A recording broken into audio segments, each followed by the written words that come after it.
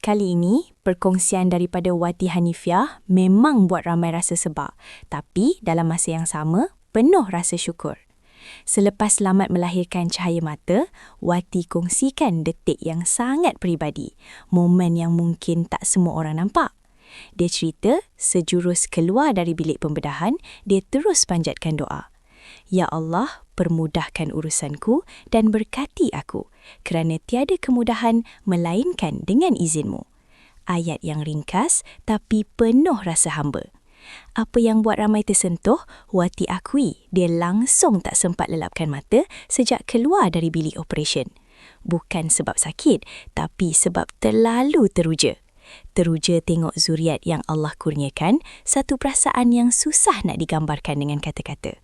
Dalam masa yang sama, dia juga luahkan rasa insaf. Dia sedar diri dia bukan sempurna. Banyak kekurangan, banyak silap.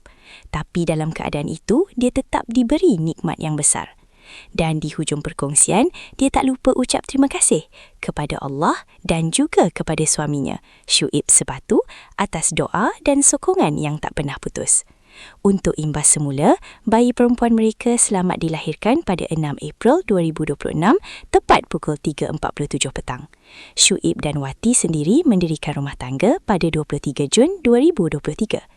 Dan sebelum ini, Syuib pernah melalui kehilangan besar apabila isterinya, Siti Sarah, pergi buat selamanya pada 9 Ogos 2021.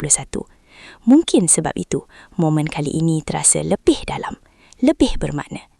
Kadang-kadang, selepas kehilangan, Allah gantikan dengan sesuatu yang tak disangka-sangka. Dan bila sampai waktunya, kita cuma mampu tunduk dan bersyukur. Apa ucapan korang untuk mereka? Terima kasih kerana menonton Chua Viral TV. Jangan lupa like, komen dan subscribe untuk terus dapatkan update terkini tentang dunia hiburan Malaysia. Jumpa lagi di video seterusnya. Stay tuned untuk lebih banyak kisah sensasi.